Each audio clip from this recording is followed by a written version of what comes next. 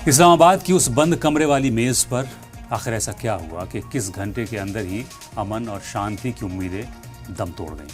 क्योंकि अमेरिका और अमेरिकी ऑफिशियल्स ईरान की 10 शर्तें तो जानते ही थे। वो जानते थे कि ईरान की मांगें क्या हैं।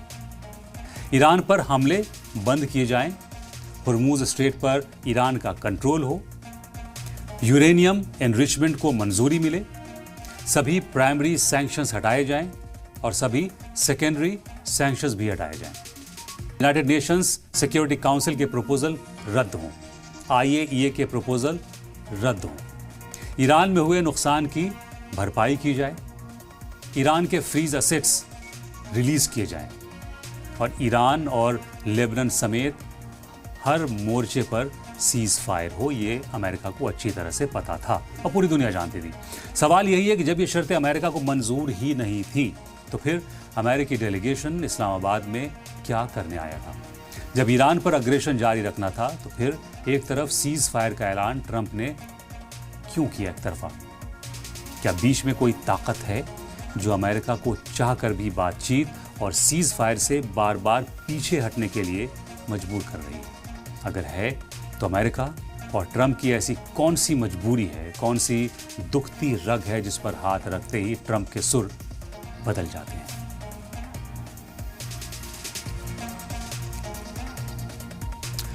अगर एक्सपर्ट की माने तो बातचीत की नाकामी की जड़ें वॉशिंगटन या तेहरान में नहीं बल्कि तेल अवीव के उन गलियारों में है जहां बेंजामिन नेतन्याहू जंग की मशाल थामे बैठे हुए हैं। दुनिया भर में ये सवाल गूंज रहा है कि क्या नेतन्याहू ने अपनी कुर्सी बचाने के लिए इस डील की बलि चढ़ा दी है? इजराइल का डीप स्टेट और उसकी ताकतवर लॉबी कभी नहीं चाहती कि ईरान के साथ अमेरिका का कोई भी समझौता परवान चढ़े। नेतन्याहू जानते हैं कि अगर जंग रुकी तो उनकी कुर्सी खतरे में पड़ जाएगी। इसलिए चाहे गजा हो या लेबनान और अब ईरान, हर मोर्चे पर बारूद झोंकना उनकी मजबूरी बन चुका है।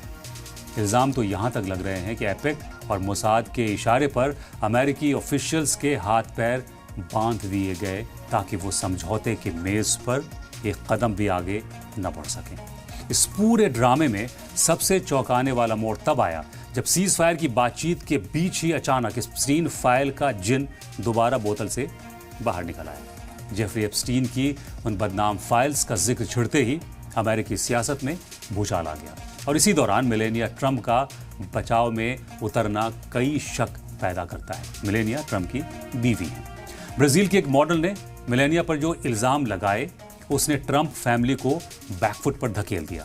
ये महज इत्तेफाक नहीं हो सकता कि जब दुनिया अमन की उम्मीद कर रही थी तभी वॉशिंगटन के सबसे बड़े राजदार की फाइलें खोल दी गईं ताकि ट्रंप एडमिनिस्ट्रेशन पर दबाव बनाया जा सके।